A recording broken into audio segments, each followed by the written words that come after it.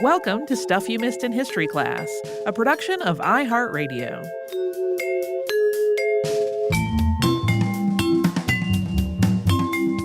Hello and welcome to the podcast. I'm Tracy V. Wilson. And I'm Holly Fry. After we did our episode on John Cleves Sims and his ideas of the earth being hollow, somebody suggested that we do an episode on Andrew Crosse. And I wrote all this down, including the fact that he thought he invented life from crystals. And now I'm going to totally depart from the document that I gave Holly for our outline to come in here, because I just figured out who suggested this. What was originally written in this outline was that I had gone looking in our email and our Facebook comments and our Twitter mentions, being like, who suggested this? I wrote all this down and I did not write down their name. Literally sitting in this studio, I was like, maybe it was a comment on our website.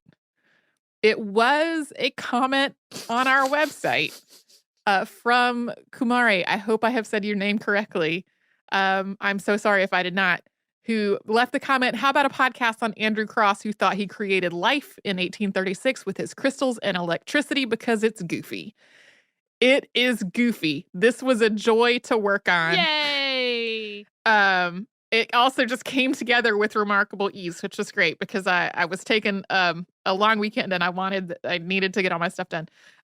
No shade at all to Kumari for having left this comment on our website, but I will note we do not get notification of comments on the website at missedinhistory.com. It is often weeks or longer before we ever see anything on there. And we also do not have the ability to turn the comments off because it's like a whole company-wide thing to have the comments on there. So if you are going to leave a comment on our website, we're probably not going to see it in a timely manner, and we may never respond to it. But my last minute, literally sitting here in the studio, oh, maybe it was a comment on the website. It was.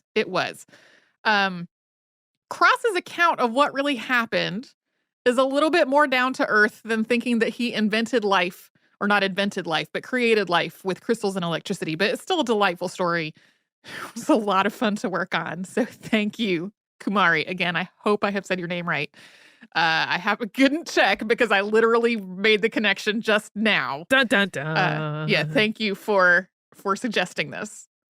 So Andrew Crosse was born on June 17, 1784, at Fyne Court in Broomfield, Somerset, England.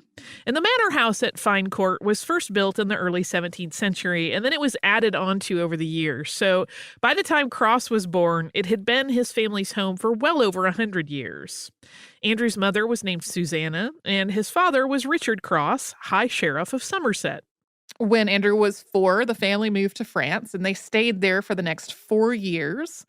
Andrew spoke both French and English by the time he got back home, but after that, he really did not keep up with the French, and he eventually lost it all.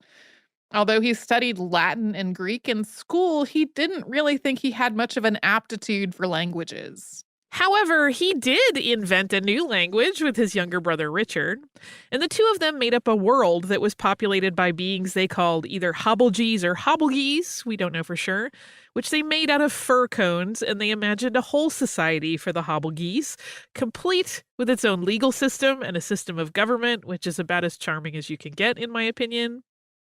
In his own words, Andrew was, quote, a very happy boy, careless and extravagantly fond of fun.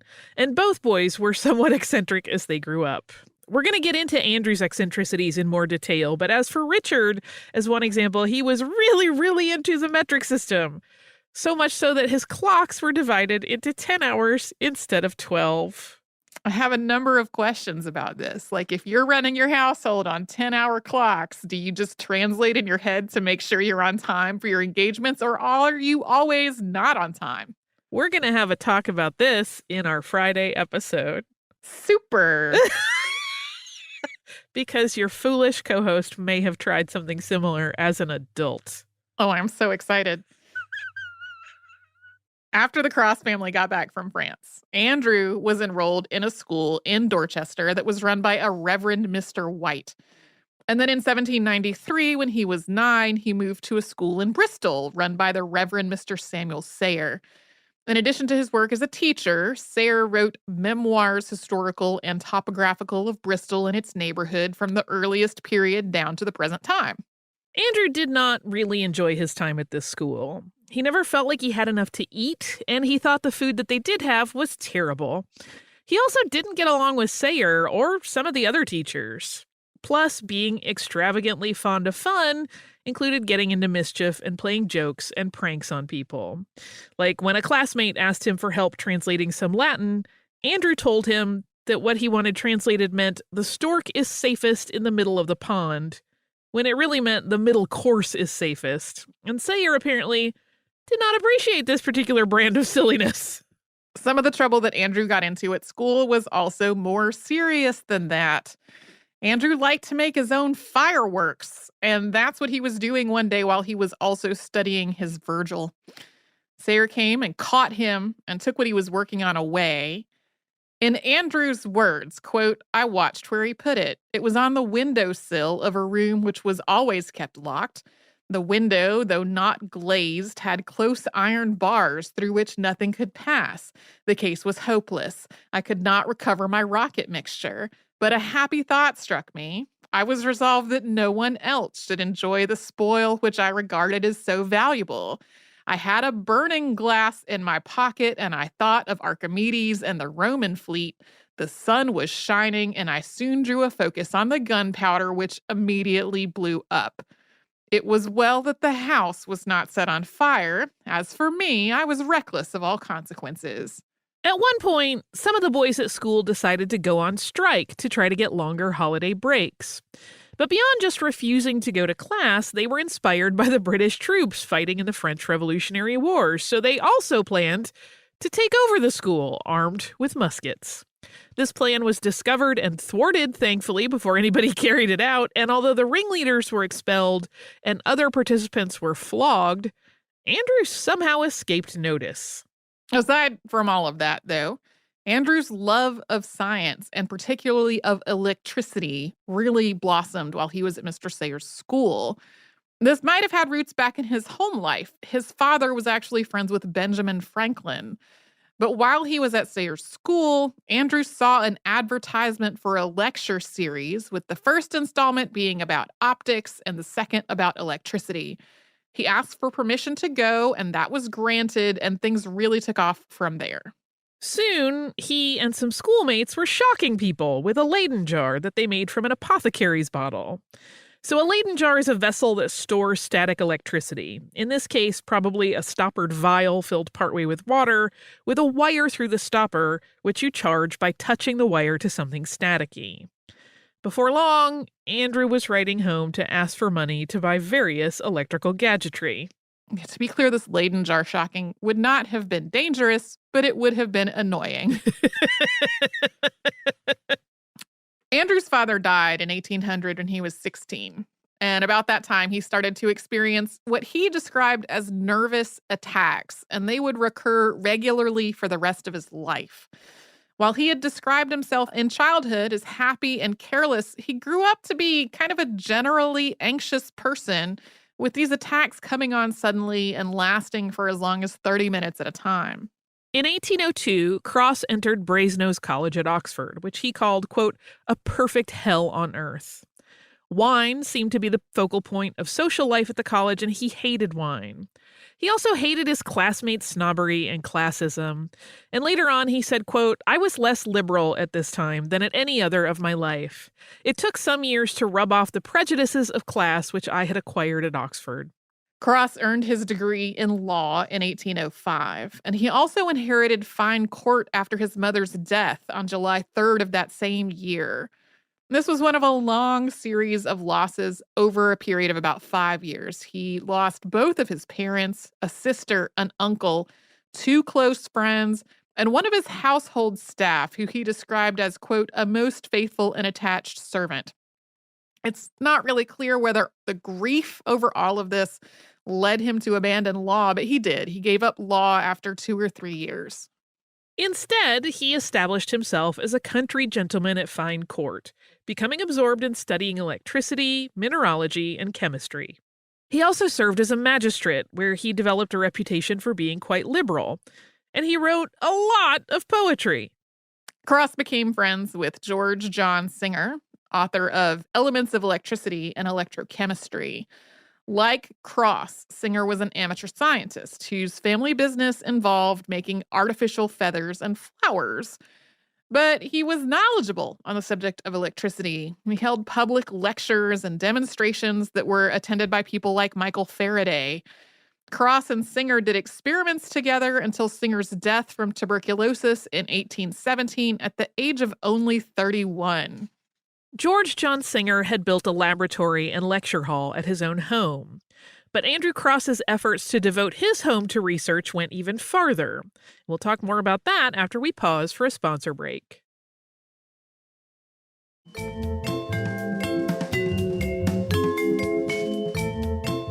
In 1807, Andrew Crosse became fascinated with crystal formations in Holwell Cavern, which is a limestone crevice in Broomfield, not far from where he lived. The entrance to this cavern has since been filled in. And in Crosse's words, quote, "I felt convinced at an early period that the formation and constant growth of the crystalline matter which lined the roof of this cave was caused by some peculiar upward attraction. And reasoning more on the subject, I felt assured that it was electric attraction." Crosse got a tumbler of water out of the stream that ran through the cavern, and he ran a current through it on wires. And eventually some crystals did start to form. This was the first of many experiments that he conducted in electrocrystallization, which is when metals are deposited onto electrodes, eventually forming crystals. He would eventually start to experiment with electro-refining, or extracting metals from their ores with electricity, which is also called electrowinning. Electrowinning, which, by the way, sounds like a great band name, was first developed by Sir Humphrey Davy, who came up in our John Cleves Sims episode. Everything connects in history. Yeah, Davy was one of the people who thought John Cleves Sims did not know what he was talking about. Because he didn't. As Crosse experimented, though, more and more of his home became devoted to this work. Over the next few decades, he installed 6 or 7 furnaces for purifying metals. The estate's glassware and china became laboratory vessels, and he purified the household silver for use in his experiments. He also strung up about 1/3 of a mile of copper wire from poles and the tallest trees on the grounds, and he connected all that to about 50 Leyden jars in the organ loft of the music room. This setup became particularly dramatic in foggy or stormy weather. Sir Richard Phillips visited Fyne Court and relayed a conversation with Crosse. Quote, "He told me that sometimes the current was so great as to charge and discharge the great battery 20 times in a minute, with reports as loud as a cannon, which, being continuous, were so terrible to strangers that they always fled, while everyone expected the destruction of himself and premises." If the weather wasn't cooperating, Crosse could also manually charge the Leyden jars by turning a device with a crank. Here is how a visitor described Fyne Court during all this. Quote, "Here was an immense number of jars and gallipots containing fluids on which electricity was operating for the production of crystals. But you were startled in the midst of your observations by the smart crackling sound that attends the passage of the electrical spark.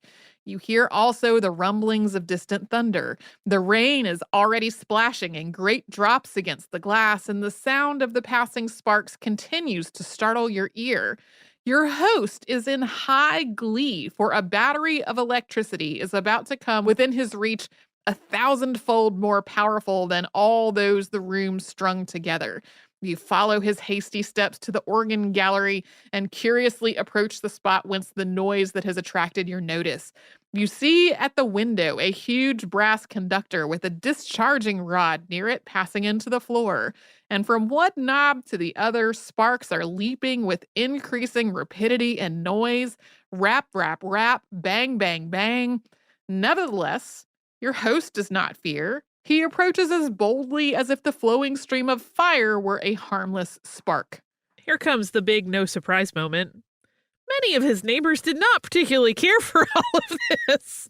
Crosse was nicknamed the Wizard of Broomfield, and at one point he was speaking at a meeting ahead of an election, and local farmers were booing him. When an outsider asked what was wrong, someone replied, quote, "Why, don't you know him? That's Crosse of Broomfield, the thunder and lightning man. You can't go near his cursed house at night without danger of your life. Them as have been there have seen devils, all surrounded by lightning, dancing on the wires that he has put up round his grounds." At the same time, though, there were local people who thought his experiments had curative properties. In her account of his life and work, Crosse's second wife, Cornelia, described the case of a local man who was paralyzed on one side of his body and also had a salivary gland issue. Quote, "After being electrified twice a week for 6 weeks, he was so much better that he could walk to Fyne Court, and the complaint in the throat was entirely removed." I'm making a grimacing face. Another gem from Cornelia about their booming, flashing property. Quote, "We were never troubled with burglars at Fyne Court." We will get back to Cornelia in a bit, since they got married later on in Andrew's life. His first wife was Mary Ann Hamilton, daughter of Captain John Hamilton. They got married in 1809, relatively early into Crosse's time as a gentleman scientist. They would go on to have 7 children together over the next 10 years, although 3 of those children died when they were still children. Their oldest child, John, was born in 1810. Crosse seems to have been really deeply fond of his wife and children and very traumatized by those 3 deaths. At the same time, though, in terms of family, he'd been on his own aside from a couple of younger siblings for 4 years before he got married, and he just wasn't used to having a regular home life, and along with all of his experiments, it made things a little bit chaotic. Ada Lovelace became friends with both Andrew and his son John. Ada and John actually had a romantic relationship that was also tangled up with her gambling. She summed up the atmosphere at Fyne Court this way, quote, "The dinner hour was an accident in the day's arrangements." Even though they were living in a 17th century manor house, which suggests a lot of wealth, the Crosse family's lifestyle wasn't particularly extravagant compared to other people in a similar situation. They did have problems with cash flow, though. In Crosse's words, quote, "My family were learned and honorable men, as long as I can look back. But they had the happy knack of turning a guinea into a shilling, and I have inherited that faculty pretty strongly." Cornelia described him as, quote, "injudicious in his expenditure." Apart from his friendship with George John Singer, Andrew Crosse was intellectually actually pretty isolated. One of his closest longtime friends was John Kenyon, who had been one of his classmates at Mr. Sayers' school. And while Kenyon was interested in Crosse's experiments, science was really not his calling. Their overlapping interest was poetry. Kenyon wrote poetry himself, and he was a distant cousin of Elizabeth Barrett Browning. At one point before her marriage, he brought Andrew Crosse to visit her. He also supplemented Robert and Elizabeth Barrett Browning's income and left them money when he died in 1856. So Crosse did talk about his work in public, but not really all that often and somewhat reluctantly. On December 28th of 1814, he gave an address at Garnerin's lecture hall, and it is possible that Mary Shelley, who at the time was Mary Godwin, attended this lecture. She references it in her diary, but her notes about it are also kind of vague. She writes about going from place to place looking for Thomas Jefferson Hogg, but not finding him at any of those places before saying, quote, "Go to Garnerin's, lecture on electricity, the gases, and the phantasmagoria, return at 9:30, Shelley goes to sleep." So it's not 100% clear whether Garnerin's was one of the places she was looking for Hogg and she was just noting the topic of the lecture that night, or if she actually attended the lecture herself. Either way, though, sometimes people point to this diary entry as evidence that Crosse was an inspiration for Shelley's novel Frankenstein or The Modern Prometheus, which was published 4 years later. In 1836, Crosse reluctantly agreed to speak at the annual meeting of the British Association for the Advancement of Science that was being held in Bristol. He had intended to go to the meeting simply as an observer, but he was persuaded to talk about his experiments with electrocrystallization. It turned out that people were fascinated. John Dalton, who we just covered on the show, was in attendance, and he told Crosse he had never before listened to anything so interesting. All this attention made Crosse fairly uncomfortable, though. In his words, quote, "I slipped away out of it all," and he went home before the meeting was over. It was not long before he was getting even more attention, though, and we'll talk more about that after a sponsor break.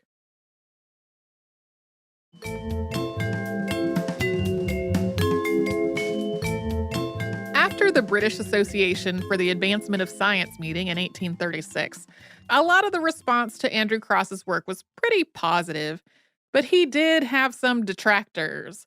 On January 31st of 1837, he wrote a letter to a newspaper called the Atlas, in which he responded to what he described as an attack by a Dr. Ritchie. I could not find the text of this article, but Ritchie apparently criticized Crosse for framing his work as discoveries when other people had discovered these things many years before. Ritchie also described Crosse's work in a way that just wasn't very accurate. Crosse's tone is kind of along the lines of, "You were there at the meeting, Dr. Ritchie, and you could have just asked me if you had questions instead of writing this incorrect article mischaracterizing me and my experiments, which I do because I love them." In this response, Crosse framed his work as observations, not discoveries. His letter ended, quote, "P.S. I should have sent this answer long since, but have been prevented by severe illness. I must beg in future to decline engaging in scientific warfare with anyone, having neither inclination nor time for that kind of amusement." But Dr. Ritchie's article that he was responding to was just the tip of the iceberg. Not long after he spoke at the British Association for the Advancement of Science, Andrew Crosse became famous in a way that he really did not expect and also really did not want. He had been experimenting with a piece of porous volcanic rock, which he was using because of its porosity rather than because of its composition. He kept this rock electrified with a voltaic battery, and he had placed it in a fluid that was saturated with black flint and potassium carbonate. In his words, quote, "On the 14th day from the commencement of this experiment, I observed through a lens a few small whitish excrescences or nipples projecting from about the middle of the electrified stone. On the 18th day, these projections enlarged and struck out 7 or 8 filaments, each of them longer than the hemisphere on which they grew. On the 26th day, these appearances assumed the form of a perfect insect, standing erect on a few bristles which formed its tail. Till this period, I had no notion that these appearances were other than an incipient mineral formation. On the 28th day, these little creatures moved their legs. I must now say that I was not a little astonished. After a few days, they detached themselves from the stone and moved about at pleasure." He went on to write, quote, "In the course of a few weeks, about 100 of them made their appearance on the stone. I examined them with a microscope and observed that the smaller ones appeared to have only 6 legs, the larger ones 8. Crosse thought the most likely explanation for this startling occurrence was that airborne mites had deposited their eggs on his equipment, which was exposed to the air. But that didn't explain why the mites seemed able to survive in an environment that should have killed them. Later on, he also acknowledged that the early stage of these creatures' formation was nearly indistinguishable from the early stages of crystal formation, so he might have just been mistaken. Beyond that, he said, quote, "I have never ventured an opinion on the cause of their birth, and for a very good reason. I was unable to form one." He talked over what he had seen with some other scientists, and he sent some samples to Richard Owen. Owen was a biologist, a comparative anatomist, and a paleontologist. He's actually the person who coined the term dinosauria. He also very vocally criticized Charles Darwin's work on evolution. Owen said that these were cheese mites, which are arachnids from the genus Acarus. Crosse called them Acarus galvanicus. Crosse never intended to publicize this find anywhere, but at some point he either mentioned it to or was overheard by William Bragg of the Somerset County Gazette. Bragg published an article on December 31st, 1836, titled "Extraordinary Experiment." Although Bragg's article did not make this claim, soon papers all over Britain and Ireland were printing sensationalized reports that Andrew Crosse of Somerset had used electricity to create life. So, to be clear, Andrew Crosse did make some far-fetched claims during his lifetime. Like, he told a story about being bitten by a cat that died that day of hydrophobia, which is rabies. About 3 months later, Crosse had a worrying combination of symptoms. He was thirsty, but his throat spasmed when he tried to drink water, and he had a pain that started in his hand and worked its way up to his elbow and shoulder. Convinced that he was going to die of hydrophobia, he went shooting and intentionally exerted himself, and thanks to his physical exertion and mental focus, he was better in 3 days.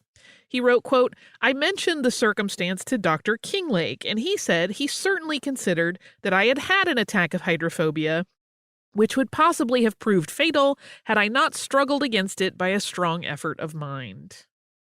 You cannot cure rabies with exercise and positive thinking. It would just never occur to me to be like, I think I might have rabies. You know what I should do? Go shooting. That's going to help.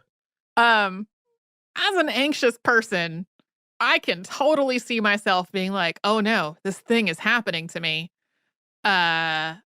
We don't really know if Dr. Kinglake really did think that he had somehow staved off an attack of rabies, or if Kinglake was humoring him.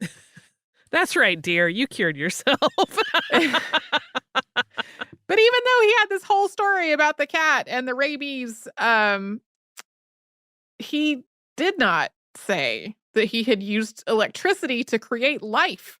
He steadfastly maintained that not only had he never made that claim, he had never said anything that a reasonable person could interpret that way. He really didn't know for sure why mites had hatched in his experiment. I mean, he had that kind of best guess of like maybe some mites put their eggs on there, but he definitely did not think he had created them or given life to them with electricity. For the next few years, though, Crosse faced ongoing accusations of blasphemy and atheism because of this misreporting of his work and the rumors that followed. People called him a Frankenstein and a disturber of the peace of families. Cornelia Crosse later wrote, quote, "After disavowing all intention to raise any questions connected with either natural or revealed religion, he went on to observe that he was sorry to see that the faith of his neighbors could be overset by the claw of a mite." Other people tried to replicate Crosse's results, but only one, William Henry Weeks of Sandwich, had any success, and that happened in 1840. Weeks had placed his experiment under a bell jar in mercury to seal it off from the external air. And he said that, quote, 5 perfect insects formed on November 25th, 1841, after more than a year of the experiment running. So he had started the experiment in 1840 and then reported this 1841. He named these mites Acarus crossii after Andrew Crosse. Crosse and Weeks were both threatened with violence, and they were not the only people caught up in this media storm. Another was Michael Faraday, who was falsely reported as having confirmed Crosse's experiment in February of 1837. Not only had he not done this, he also had not tried to. As all of this was happening, several members of Crosse's family were seriously ill. His wife, Marianne, died in 1846, and his brother, Richard, died just 4 days later. Andrew was absolutely bereft, and he went to London, where he spent most of the next 4 years as the house and grounds of Fyne Court fell into disrepair. While he was in London, he met Cornelia Augusta Hewitt Berkeley, who was a fan of his work. In her words, quote, "When young, I had always been intensely interested in Mr. Crosse's experiments in electrical science. I had cut out scraps from the newspapers that made mention of his discoveries, so that it was with no common feelings that I looked upon the man whose power in wielding that mysterious agent, electricity, had so excited my imagination." She goes on to say that she was disappointed that at their first meeting he didn't talk about electricity. Perhaps he was hungry. I love that. Andrew and Cornelia got married in 1850. He was 66 and she was 23. They went back to Fyne Court, where they had a son in 1852, followed by 2 more children, bringing his total surviving children to 10. Cornelia helped Andrew with his experiments and observation. He tried to use electricity to purify seawater and restore spoiled foods to wholesomeness and make a hangover cure by electrifying wine and beer. When he published his work, he did so through the Electrical Society, which took a more populist, egalitarian approach than many of the more formal academic societies. In 1851, the Crosses went to the Great Exhibition in London at Joseph Paxson's Crystal Palace, which we've covered previously on the show. They also went on a tour of England, coming back to Fyne Court in 1855. On May 28, 1855, Andrew Crosse had what he called a paralytic seizure. It was probably a stroke that paralyzed part of his body. He died on July 6th in the same room where he had been born. And on his deathbed, he changed his will to leave his property to his wife rather than his oldest son, John. But she then gave the estate to John and his family. Andrew Crosse is buried in the churchyard at the Church of St. Mary and All Saints in Broomfield. Cornelia had an obelisk erected in his memory there. In 1857, Cornelia published Memorials, Scientific and Literary of Andrew Crosse, the Electrician, which discussed her late husband's life and work, including many of his poems and correspondence and a complete account of the experiment with the mites. In 1892, she published Red Letter Days of My Life, which included her recollections about the scientists and writers and thinkers that she had come to know during their marriage. Most of the manor house at Fyne Court is no longer standing. It was largely destroyed in a fire in 1894. But the library and music room are still there, as well as a gardener's cottage and a church. Some of the structures still standing on the property are used as office space, including for organizations like Somerset Wildlife Trust, and visitors can stay at the gardener's cottage. It is primarily a nature preserve with walking trails and a tea room, with the tea room currently only takeout due to the COVID-19 pandemic. We have made some references to Andrew Crosse's poetry, and I thought we would end on one of his poems. This is called The 3 Trenches. 3 circling trenches round my heart I throw to keep at bay each intermeddling foe. Within the first, the world may enter free, whate'er their sect, opinion, or degree. Safe o'er the next, I greet a fair array, serenely smiling as a summer's day. To pass the third, alas, how few contrive, and of those dearest few, how few survive. That is Andrew Crosse. This is one of those topics that if I had a do-over and a time machine, I would have saved this for like a tour show because it's so fun. It's very, very fun. Do you have fun email? I do. Is it fun? It is fun. It is fun. Is it fun? This is from Jennifer. Jennifer says, "Hi, Holly and Tracy. I got so excited while I was listening to the recent scurvy episode. I went down a history rabbit hole a few months ago and didn't know how to write in about it. It's a long story, but I was watching a cooking show and the recipe called for black currants. I was intrigued because they looked delicious and I had never heard of them before. It turns out in the early 1900s, the U.S. banned the cultivation, sale, and transportation of currants. They can carry a fungus that is destructive to the white pine. So currants were banned to safeguard the timber industry. That basically eliminated currants from the American diet. Another interesting fact, during the blockades in World War II, currants were one of the only vitamin C-rich fruits that could be grown locally in Britain. Churchill encouraged people to cultivate black currants, and it kept the population from getting scurvy. Currant-flavored soda and candy are still popular in the UK today. I love the show. It was my first podcast ever, and it opened me up to the podcast world. My love of history has grown so much because of you guys. Thanks for reading." Thank you for sending this email, Jennifer. I got it this morning, and I was like, why have I had no confusion about what currants are, even though I don't know that I have ever actually eaten them? And the answer quickly came into my mind that in Anne of Green Gables, Anne is supposed to give Diana Barry raspberry cordial. But instead, she accidentally gives Diana Barry Marilla's blackcurrant wine. And then Diana gets very drunk And it is a big source of the tension in that part of the book. um, and so I think sometime in my childhood, I was like, what is black currant wine? And I found out that they're like a little berry. I looked into it because I was like, wow, I did not know all of this about their being banned in the US. I just sort of assumed that they were something that didn't grow locally. That's not true at all. Like they were grown a whole lot in New York and New England until this whole problem with the fungus, which is actually a rust. And the ban, like the federal ban, was rolled back before I was born, but there were still a lot of state level bans.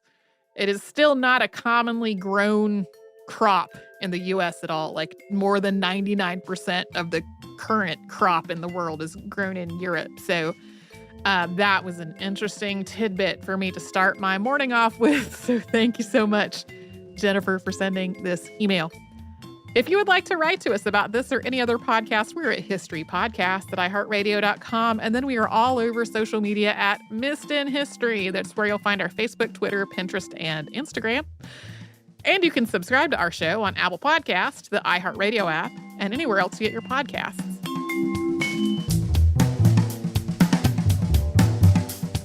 Stuff You Missed in History Class is a production of iHeartRadio. For more podcasts from iHeartRadio, visit the iHeartRadio app, Apple Podcasts, or wherever you listen to your favorite shows.